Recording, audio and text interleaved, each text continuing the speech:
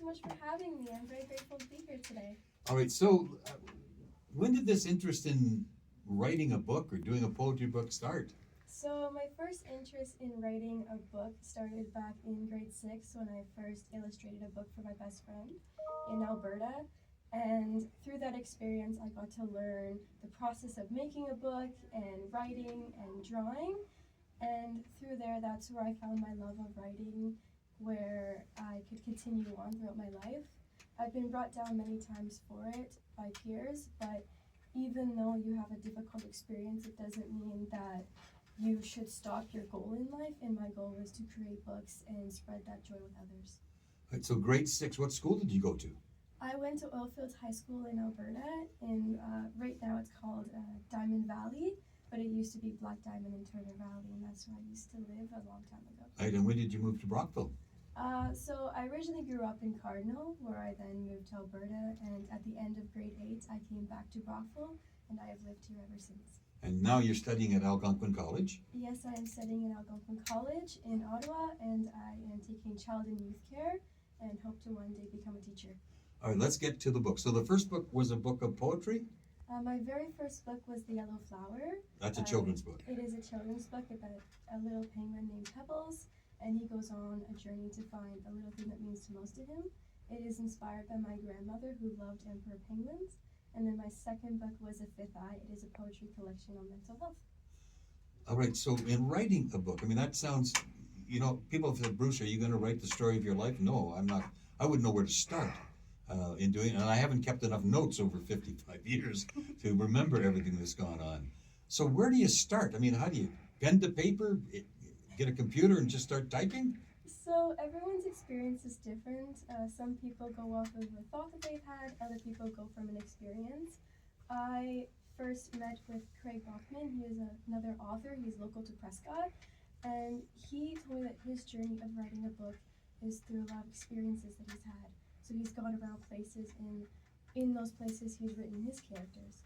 So for me, mine is a little bit different than his. So when I'm writing a book, I listen to music, and those songs can give me ideas of the personality of my characters.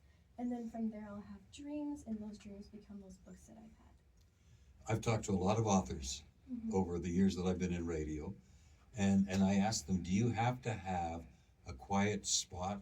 Is there a time of day that's better for you?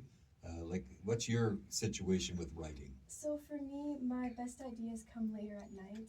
I'm sure a lot of other people have had this moment in time where their brain goes blank later at nighttime and they just want to relax. For me, nighttime is where I have my best thoughts and my most overthinking, I guess you could call it, and that's where I come up with a lot of books. So around 11 o'clock at night is when I write the most. By that time, I'm deep in sleep. For me, the best time is the morning. But as you mentioned, I mean, many authors, that's it.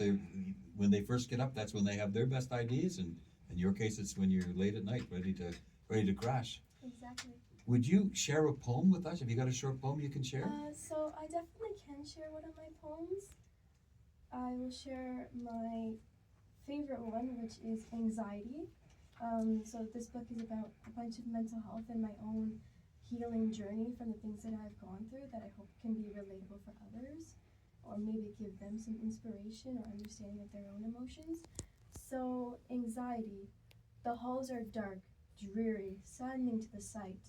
I ran, I fled, feeling like I had no might. Everything I see is blurry. Figures appear like souls walking through the building. I cannot process what is going on. Everything I feel is abnormal. What I see is all wrong. I do not want to believe it, but my mental state keeps playing it. I do not understand what they are doing. I cannot comprehend what I am thinking.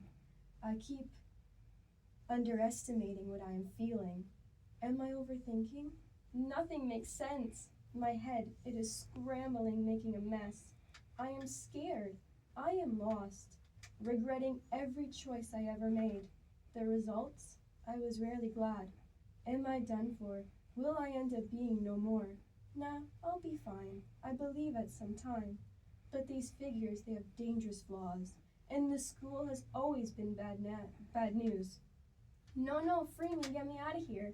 An apocalypse is going on in my head. This school is a nightmare, or am I the nightmare? Is this hallucination, delusion? Am I seeing things?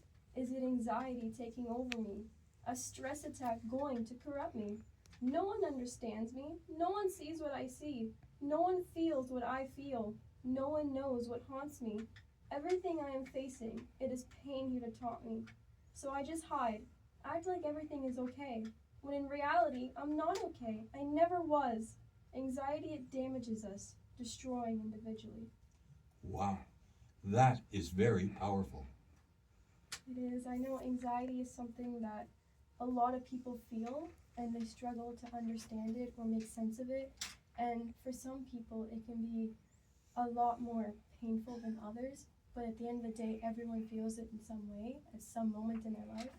So I wrote anxiety because I felt it was powerful and that it is something that can be understood in so many different ways.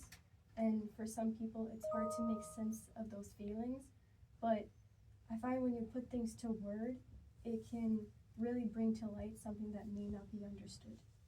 Heidi, where can people get your books? My books can be found on Amazon, both The Yellow Flower and The Fifth Eye.